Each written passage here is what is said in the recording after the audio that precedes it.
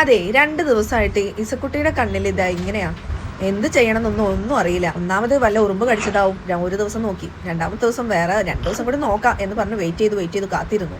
ഇനി വെയിറ്റ് ചെയ്യാൻ പറ്റില്ല എന്ന് തോന്നി. അതുകൊണ്ട് ഹോസ്പിറ്റലിൽ കൊണ്ടുപോവാം.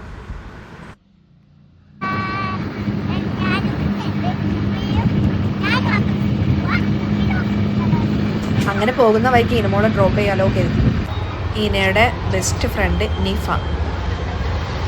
അവര് തമ്മിൽ ഭയങ്കര ബോണ്ടിങ് കേട്ടോ.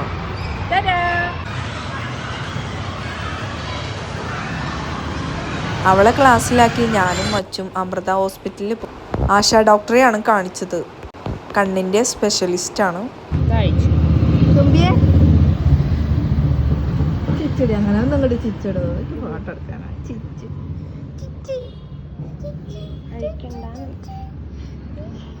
അവളുടെ ഒരു ജാട, ഒരു ചിരിയല്ലേ ചോദിച്ചു.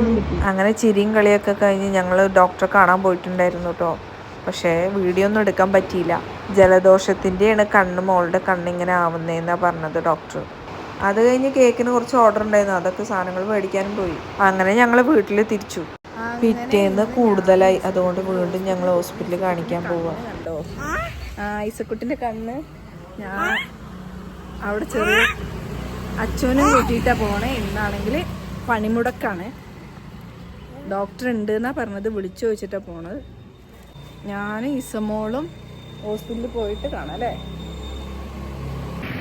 പിന്നെ ഈ ലോകത്ത് പ്രവാസിയുടെ ഭാര്യമാരാണ് ഏറ്റവും കൂടുതൽ സ്ട്രഗിൾ അനുഭവിക്കുന്നതെന്നാണ് എൻ്റെ അഭിപ്രായം. കാരണം ഞാൻ തന്നെ ഒരു ഉദാഹരണമാണ്.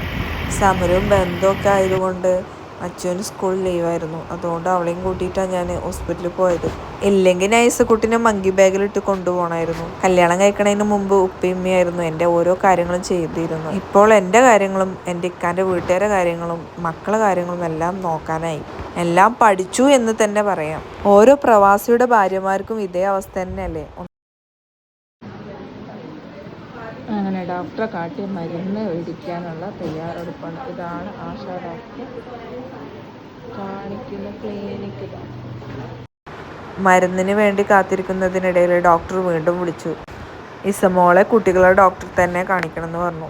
കുട്ടികളുടെ ഡോക്ടറൊക്കെ ഡോസും കാര്യങ്ങളൊക്കെ കറക്റ്റായിട്ട് കൊടുക്കാൻ പറ്റുള്ളൂ എന്ന് പറഞ്ഞതുകൊണ്ട് ഞങ്ങൾ അവിടുന്ന് ഇറങ്ങി ഡോക്ടർ കാണിക്കാൻ വേണ്ടി പോകണം. ഈ ഹോസ്പിറ്റലിന് തൊട്ടടുത്ത് തന്നെയാണ് ആനന്ദ് ഡോക്ടർ ഉള്ളത്. അപ്പോൾ ആനന്ദ് ഡോക്ടറെ അടുത്ത് ഞങ്ങൾ പോയപ്പോൾ ഇന്ന് സമരല്ലേ, ഇന്ന് ലീവാന്ന് പറഞ്ഞു. അവർ നാട്ടിൽ പോയതാന്നാണ് പറഞ്ഞത് ഡോക്ടർ വിളിച്ചു ചോദിച്ചപ്പോൾ. അങ്ങനെ ഞങ്ങൾ ആനന്ദ് ഡോക്ടറെ അടുത്ത് വന്നു. ആനന്ദ് ഡോക്ടർ ഇന്ന് ലീവാണ്.